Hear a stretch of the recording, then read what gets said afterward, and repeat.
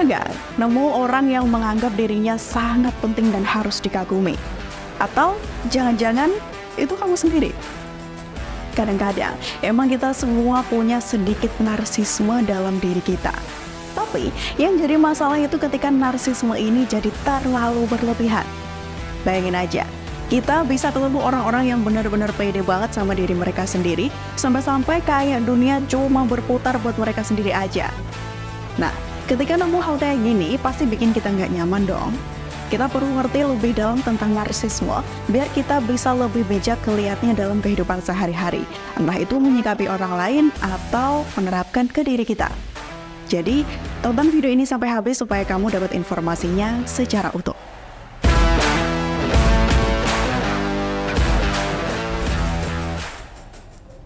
Saat kita mendengar kata narsistik, mungkin yang terlintas pertama kali dalam pikiran kita adalah orang yang terlalu mencintai diri sendiri. Tapi, apa sebenarnya karakteristik dari narsistik itu? Pertama, kepedulian berlebihan terhadap diri sendiri. Orang narsistik cenderung terobsesi dengan diri mereka sendiri. Mereka selalu merasa bahwa mereka adalah yang terbaik dalam segala hal. Misalnya, jika kamu bercerita tentang pengalaman kamu, mereka akan dengan cepat mengalihkan pembicaraan kembali ke diri mereka sendiri. Mereka bisa jadi terlalu bangga dengan prestasi mereka dan selalu ingin mendapatkan perhatian. Lalu, kurangnya empati terhadap orang lain. Salah satu ciri khas yang mencolok dari orang narsistik adalah kurangnya empati terhadap perasaan orang lain.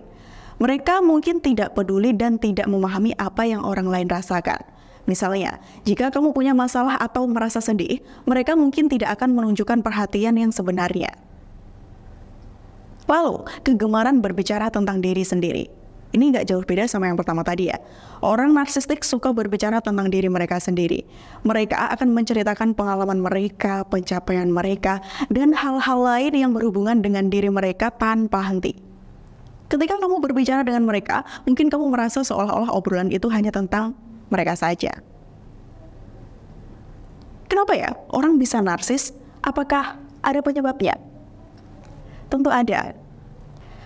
Pengasuhan yang berlebihan atau kurangnya perhatian bisa jadi salah satu penyebabnya.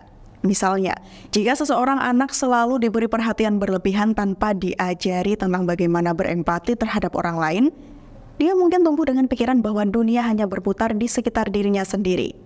Sebaliknya, jika seorang anak kurang mendapatkan perhatian atau kasih sayang dari orang tuanya, dia bisa mencari pengakuan dan perhatian di tempat lain. Tentu yang bisa membuatnya terlalu terfokus pada diri sendiri. Lalu, trauma masa kecil juga bisa menjadi faktor. Seseorang yang mengalami pengalaman traumatis mungkin menggunakan narsisme sebagai mekanisme pertahanan.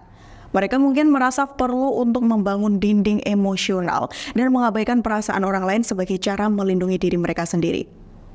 Ada juga masalah kebutuhan akan validasi sosial. Juga bisa jadi pemicu narsisme, terutama dalam era media sosial saat ini. Banyak orang mencari pengakuan dan persetujuan dari orang lain melalui likes, komentar positif. Ini bisa mendorong seseorang untuk lebih fokus pada diri mereka sendiri, berusaha terlihat sempurna dan kurang peduli terhadap perasaan orang lain. Dan saat seorang memiliki sifat narsistik, itu bukan hanya masalah bagi mereka sendiri, tapi juga bagi orang-orang di sekitarnya. Misalnya, dalam hubungan interpersonal, seorang narsistik seringkali sulit didekati. Mereka cenderung hanya memikirkan diri sendiri dan kurang peduli dengan perasaan orang lain. Bayangkan, kamu punya teman yang terus-menerus berbicara tentang dirinya sendiri tanpa pernah mendengarkan kamu. Itu bisa membuat kamu merasa tidak dihargai dan diabaikan. Dampak lainnya adalah rasa tidak puas yang mungkin dirasakan oleh narsistik. Meskipun mereka tampak percaya diri, sebenarnya mereka sering merasa tidak puas dengan diri mereka sendiri loh. Mereka selalu mencari validasi dari orang lain, tapi kepuasan itu hanya bertahan sebentar. Jadi, mereka terjebak dalam siklus mencari perhatian dan pujian yang tidak pernah cukup. Selain itu, narsisme juga dapat terkait dengan masalah kesehatan mental lainnya, seperti kecemasan hingga depresi.